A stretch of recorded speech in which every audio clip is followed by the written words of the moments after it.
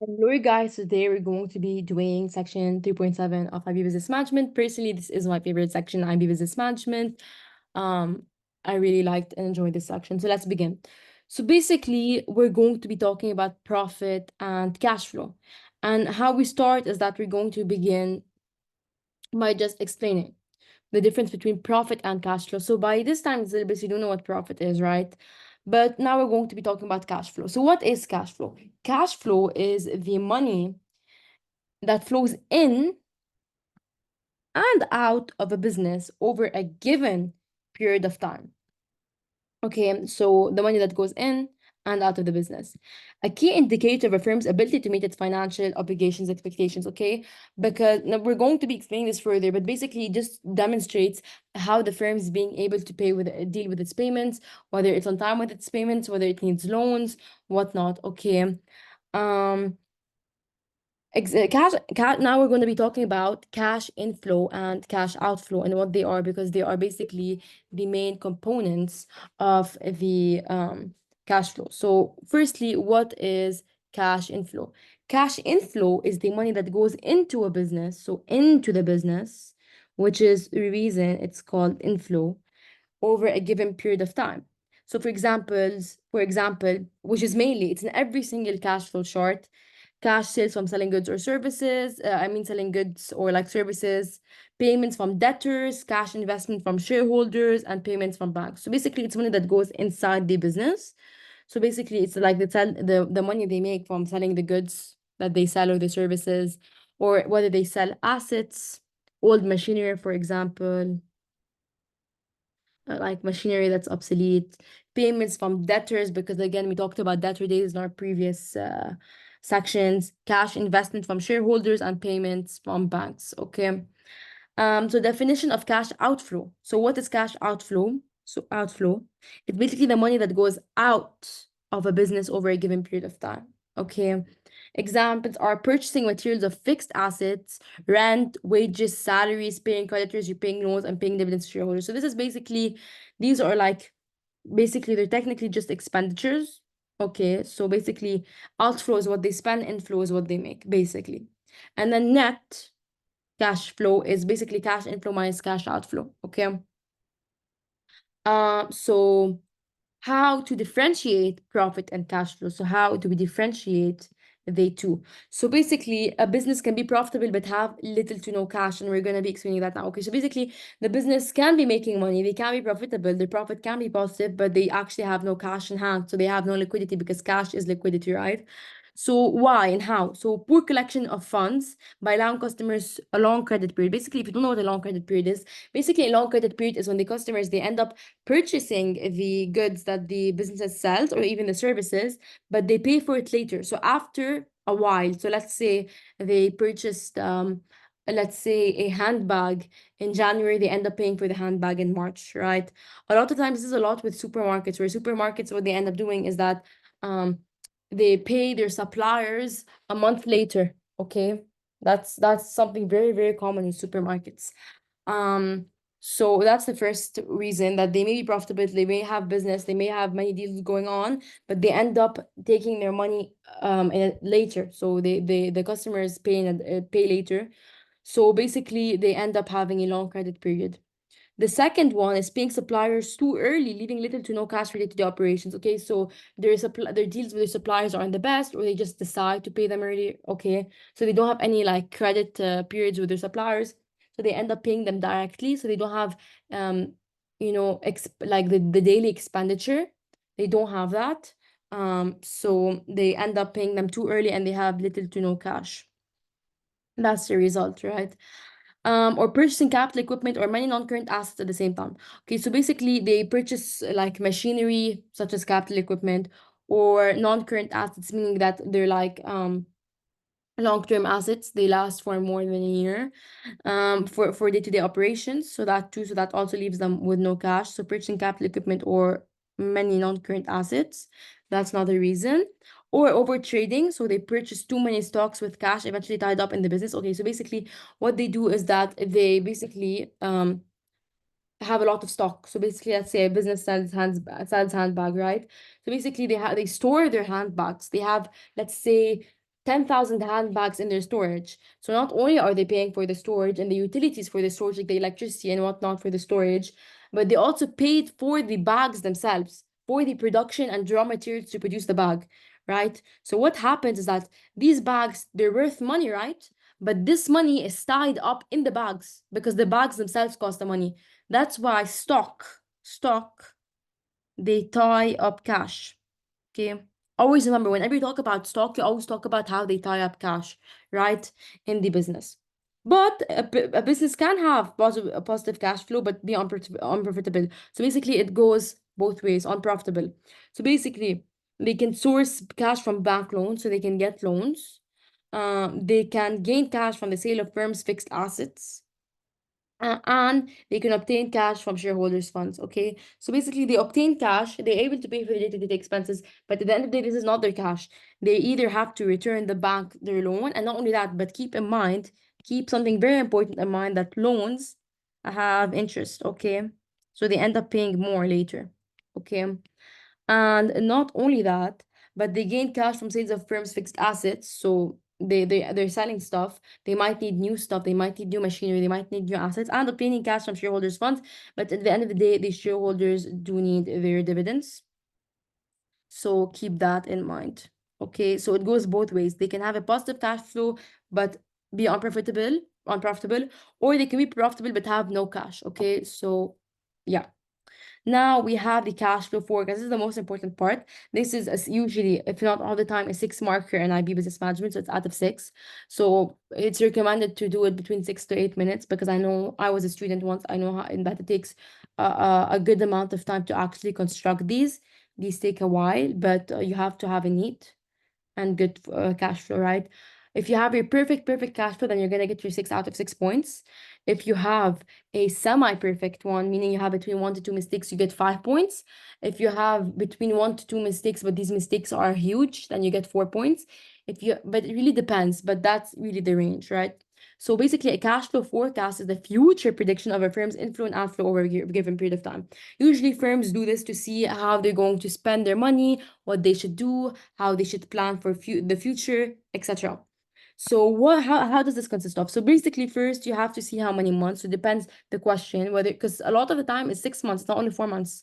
Okay, this one, for example, I designed it as 4 months, but usually it's 6 months as well. So it depends on the question, it depends on what the IB is asking you, but basically that is how it works. Okay, so firstly, you have your opening balance. So your opening balance is how much money the business starts with.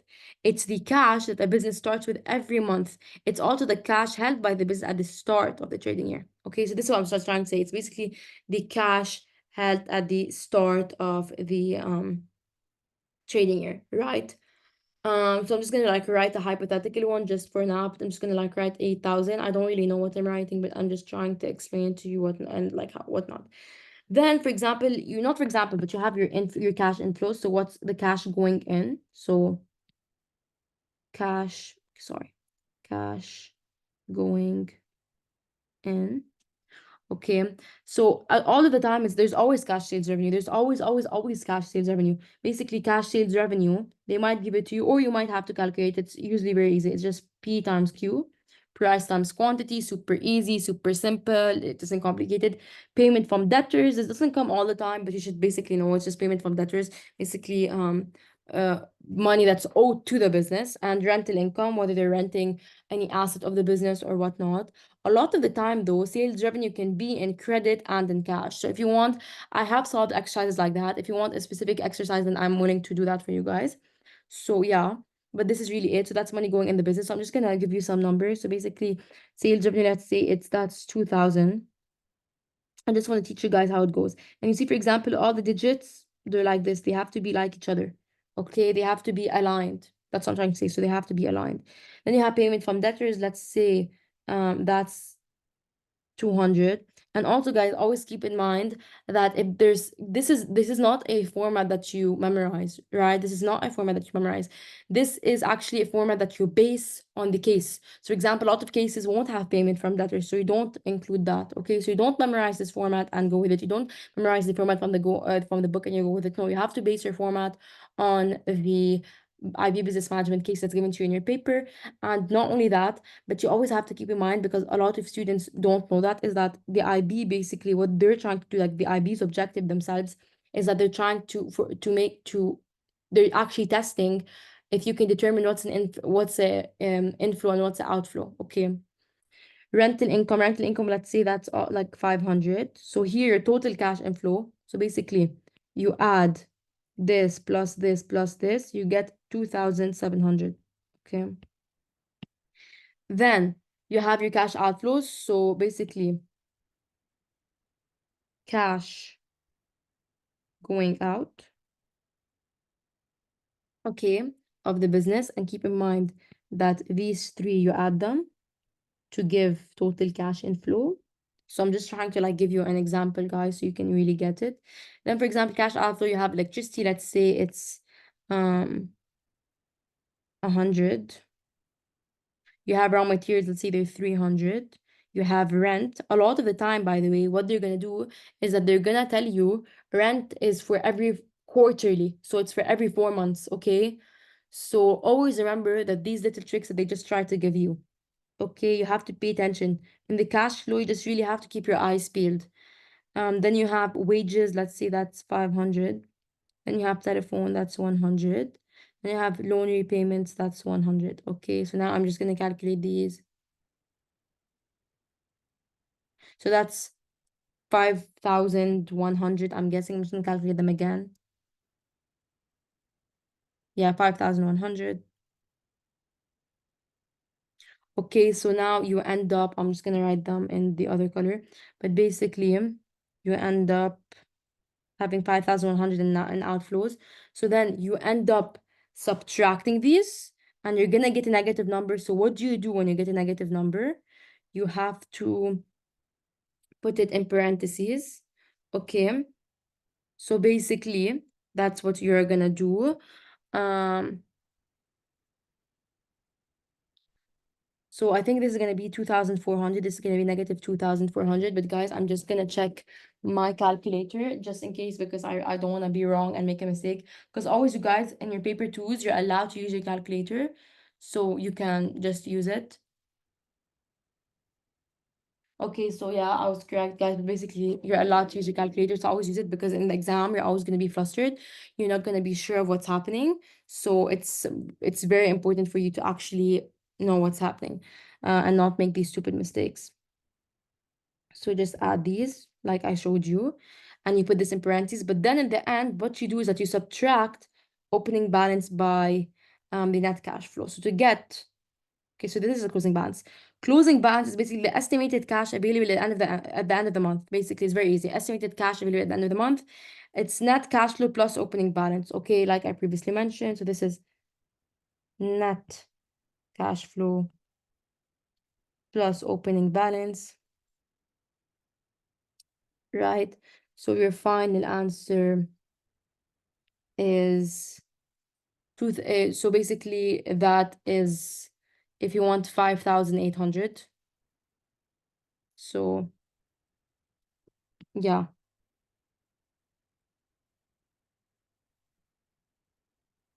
I don't think so though. No, guys, wait, I'm gonna check my math.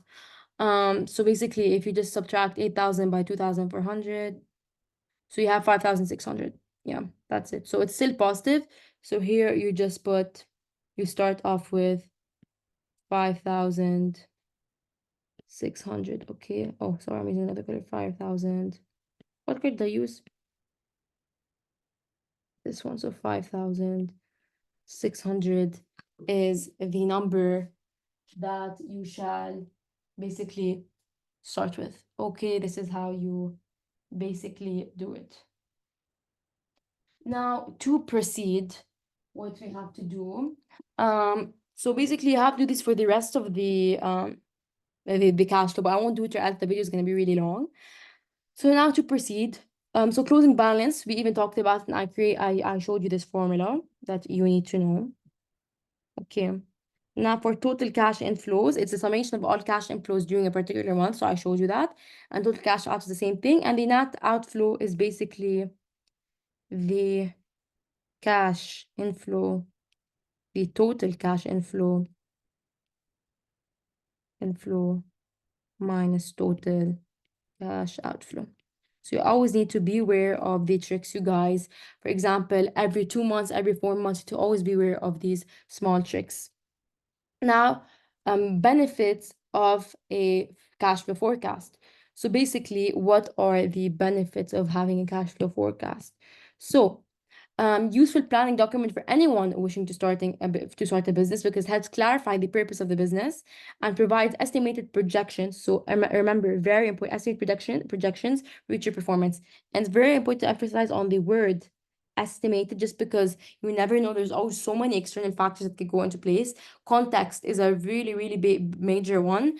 And basically, it's just estimated. A lot of things end up happening differently when it's actually done. It provides a good support base for businesses intending to apply for funding from financial institutions.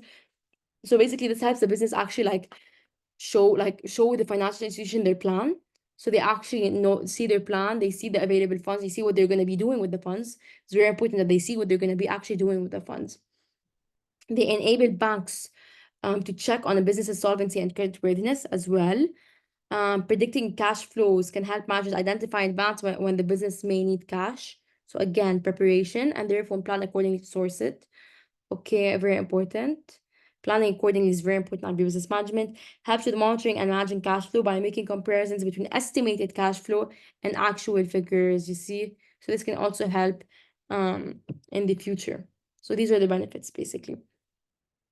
The relationship between investment, profit, and cash flow. So how are these all related? So let us discuss this. So the definition of investment. So an investment refers to the act of spending money on assets with an expectation of future earnings. But that's basically what makes an investment, because the investor expects future earning. After they invest, they want a future earning from that investment. They want a return from that investment. Basically, that is a return from the investment. And remember, everything that certain definition in bold blue means it's a key term in the IB business management syllabus, and you're going to be asked about it most probably in a 2-marker. So basically, investment in a startup. So we're going to start with a startup. So we're going to go that way. So for a startup, the investment is very high. Okay, it's very high to the purchase of initial assets or setup costs. Okay. But there's no profit for a startup. So there's no profit for a startup because the cost is not made up yet, right? And they still didn't start selling. They're just starting. So they paid for everything. They did their investment. They, like, for example, they're renting a store. They designed the store. They bought the products. They made deal with their suppliers. But at the end of the day, they didn't start. So there's still no profit. Cash flow is negative cash flow because they have to pay for everything, but they have no inflow. They have no sales revenue. They didn't sell any of their assets. They have no debtors yet, nothing. Significantly higher than cash inflow. So net cash flow will be negative. The second one is a growing business. Investment could still be high because the business is not fully established. There is a small profit. Okay, since revenue is starting to be generated to cover costs, so they're starting to break even if you want. To break even. Cash flow may be positive, but low total cash inflow increases, especially from cash sales revenue. Okay, so basically the cash inflow will increase from sales revenue, but again, it's not very high just because they're still starting out, like they're just growing. And then if the business is established and thriving, if they reach that stage, investment will be minimal because the business can pluff back profits. And not that, but they already have their machinery, they already have their assets, they already have all their deals made, everything is figured out. For instance, thriving business, high profits achieved, they have high sales revenue, they have economies of scale, so they're practically fine. And cash inflow is positive, and cash inflow is higher than cash outflow, so net cash flow is positive. Okay, so that's it. So now strategies for dealing with cash flow problems. So if you want to reduce cash outflow, so if you want to reduce your spending, what can you do? Businesses can negotiate with suppliers or creditors to delay payment. So they could do that. This helps it have working capital cycle. So basically the money that they use every day. So for their daily expenses, for its short-term needs, okay, for example, utilities like electricity. The drawbacks are that negotiations may be time consuming. So let's talk about that, maybe time consuming.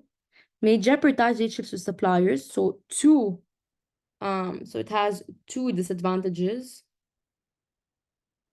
Some suppliers may refuse to supply in the future. Okay. So we just need to I need to discuss it. I discussed it in every video. I'm gonna like mention it again briefly. Is that you guys always need to always need to make sure that you always mention the counter argument, because when you have an argument, you need not counter argument. When you have advantage and disadvantage, everything in IB business management needs balance. The IB like to see all perspectives. Always make sure you show all perspectives, especially when it comes to AO2, AO3, AO4, everything after AO2. Okay, especially, and if you want to know what AO2, AO4 means, then you need to look at the IB Business Management Guide. But for now, if your question is more than 2 marks, if it's 4 marks, 6 marks, 10 marks, you need to make sure you always have a balanced argument. If you don't have a balanced argument in your 10 marker, you're only getting 5 points. You always need to show both perspectives. Anyways, to continue. And even the book, these are all notes from IB Business Management books. They all show both sides. Then you have purchases of fixed assets can be delayed. Assets such as machinery and equipment, so these like expensive assets, and may take a lot of the business's cash, and delay purchase of them helps evade cash in the business. Basically, okay, these are very expensive. So when the business buys them, their cash outflow is going to be very high. So their net cash flow is going to be very, very low, right? So this is what happens when, so basically, purchase of fixed assets, right? It so you guys can understand.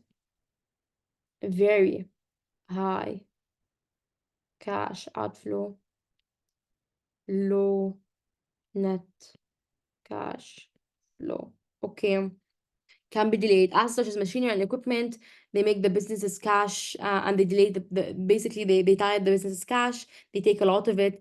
And basically, if the business just postpones buying them, then they'll save a lot of money for themselves, and they're going to be able to actually afford like everyday expenses. Like it'll just make things a bit smoother for the business in the short term. In the long term, that won't be the case, because in the long term, their assets are going to be obsolete, and they're going to be like really outdated, and basically they're going to be producing less than what the new machinery can, and they'll be behind on competitors. But you have to always show these in the 10 markers, right? You always have to talk about long term, short term, especially in your paper 3 if you are an HL student. Okay, so now for yeah. So, however, if the machines or equipment are becoming obsolete, so basically kind of like really slow, less useless, or higher outdated, delaying the purchase of replacements may lead to decreased efficiency, like I said, especially compared to competitors, and a higher cost in the long term, like I previously mentioned. This is very important to mention, you guys. You always have to mention your counter. A business can decrease specific expenses that would not affect the production or capacity of the business, such as advertising. Okay. So they could actually do that. If not, well checked, this may reduce future demand for business product, okay, because this will actually end up reducing the brand awareness, their brand loyalty. So it won't harm the business directly, but again, it won't help it, because marketing, the purpose of marketing isn't is to like boost the business, it's to like just add to it. It doesn't remove anything, but at the same time, it adds a lot. So that's why if the business is like tight on money, then they can remove marketing, just because it won't really completely alter the production. The last thing is that a business could look for cheaper suppliers. This is very tricky though. Here they're playing with dangerous waters, just because this will help reduce costs for materials or essential stock, decreasing outflow funds. Okay, so this will decrease outflow. When you want to decrease cash outflow, what you end up doing is that you increase net cash flow. But a very big danger, a possible danger, is that the quality of the finished product may be compromised, affecting future customer relationships, especially customer customer resentment, and also damaged brand image. Okay, slash reputation. Okay, because if the customers think that that you're trying to save money by giving them um goods that aren't durable, goods that aren't made of good quality, they don't translate for their price, their worth isn't with their price, they're going to resent the business, and they're going to no longer buy from it. They're going to even give the business a bad brand image, and they're going to buy from competitors instead. Okay, so now improving cash inflow. So here we talked about reducing cash outflows. Now we're going to be discussing reducing cash inflows. So what a business can do is that they can insist that customers pay with cash only cash only when buying goods. This avoids the problem of delayed payments from debtors, which may tie up cash. However, the business may lose customers who prefer to buy goods on credit. So you do have that. They may lose customers who prefer to buy goods on credit. Offering discounts or incentives to encourage debtors to pay early. This will reduce the debt burden on debtors as they will pay less than they earlier agreed. So basically, they will pay faster. They won't have any more like money owed to them. But the limitation here is that the discount business will receive less cash than previously agreed. So we talked about this in previous video. But basically, they will end up giving their debtors incentives to pay early by giving them discounts. But that will end up giving them less revenue than anticipated. Why? Because total revenue is price times quantity. And when you give them discount, you're basically decreasing the price. So when the price decreases, so the total revenue. And not only that, but profit is basically total revenue minus total costs. So basically, when total revenue decreases, so does profit. So they're actually decreasing their profit when they do that. A firm may diversify its products offering. Okay, so they may they just may produce more products and like give customers a wider range of products. This will help increase the variety of goods on offer to variety on offer to customers, potentially increasing sales. And when there's an increase in sale, then there's gonna be an increase in in quantity, and then increase in total revenue. That's increase in profit. Okay. Um, it is worth remembering that diversification comes with higher costs and no guaranteed sales. Okay, so basically diversification is when you so basically I'm just gonna explain diversification really quickly in case you don't know it. So it's basically new product, but also new market. So it's pretty expensive. Why? Because it requires so much market research and so much research and development. So it's really, really, really, really expensive to actually do the diversification. So that's like one of the most expensive things. So okay, it can help improve cash inflows, but if the firm they're having problems with their cash outflows, and this is a terrible idea just because it's really, really, really, really expensive. So this is super costly. And also, like the notes mentioned, that that there's no guaranteed sales whatsoever. So there's really, really, really no guaranteed sales. So now, if they're just looking for additional sources of finance, they can sell their assets. So the focus should be on selling obsolete assets, so assets that aren't useful anymore to generate cash. Selling assets that are actually needed could lead to reduced production, so they end up producing less. And not only do they end up producing less, but they end up they might have to like lease their their like the machinery they sold, and just a really bad idea because they end up leasing it and they end up losing money on the long term. Arranging a bank overdraft is a short-term loan facility that allows a firm to overdraw from their account. So basically, they can draw more money than they actually have. It's a great help during times of immediate cash setbacks. However, there will be interest in the overdraft, which is usually high because overdrafts, you're able to, it's kind of, overdrafts, they have a higher interest rate because it's kind of risky for the bank. Okay. Okay, so basically overdraw, because they overdraw their money, it's risky for financial institution. Okay. So what will end up happening is that they're going to take a high interest just because it's riskier. The last one is sales and lease back. So assets can be sold to generate cash, and then they can be hired by the business for use in the production. This is what I just mentioned, but it's again in the short run it's going to be cheaper, long run it's going to be more expensive. The disadvantage that leasing can be costly in the long run, and also denies the business to use the asset as collateral when seeking loans. Okay. So basically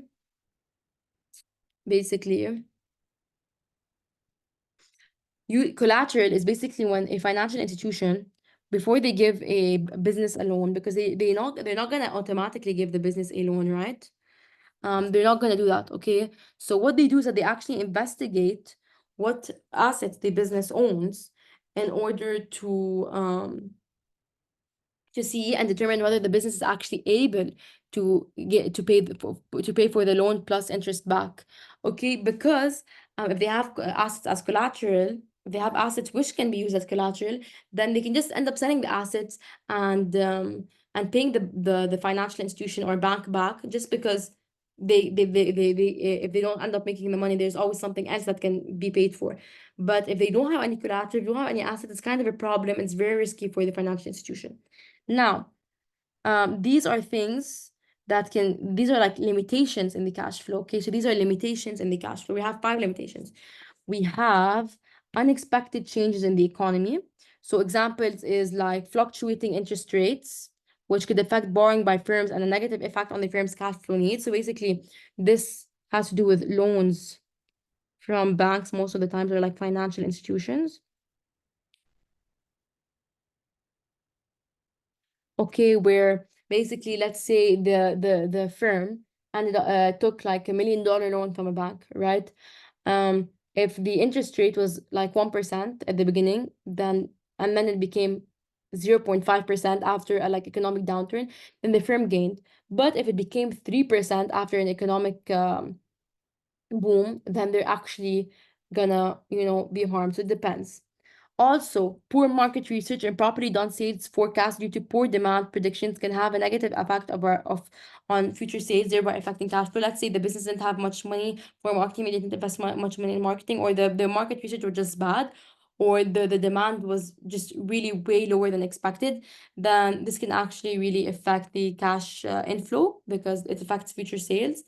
So if future sales are really little or actual sales are really little, and sales revenue will be little, so cash inflow will be really little, then net cash flow will be really little. Okay. Difficulty in predicting competitors' behavior. So how the competitors will behave if they have a really, really, really good product that's coming that has really advanced technologies, for example.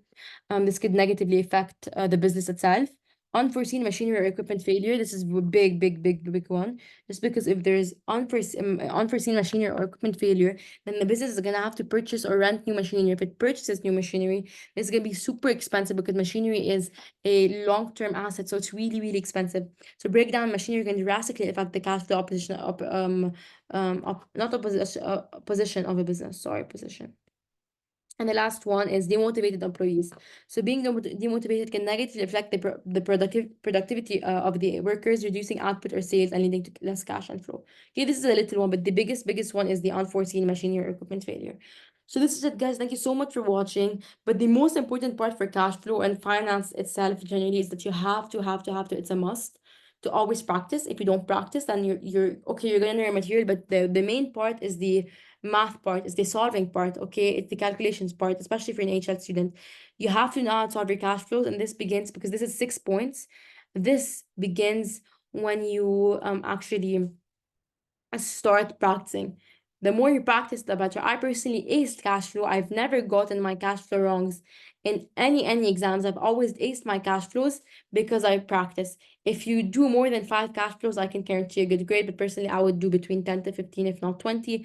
The more you solve, the more you have. If you have my private Google Classroom, if you student by Excellence Academy, we do have a full sheet of cash flow. We do have a full sheet of everything marketing, everything finance, every single unit of IB business management. We have the market schemes, we have IB path papers, everything. So if you want to be IB business management, if you want to be IB business management student for IB Excellence Academy, you want to have a tutor, which is me. I scored a 7 out of 7 IB business management.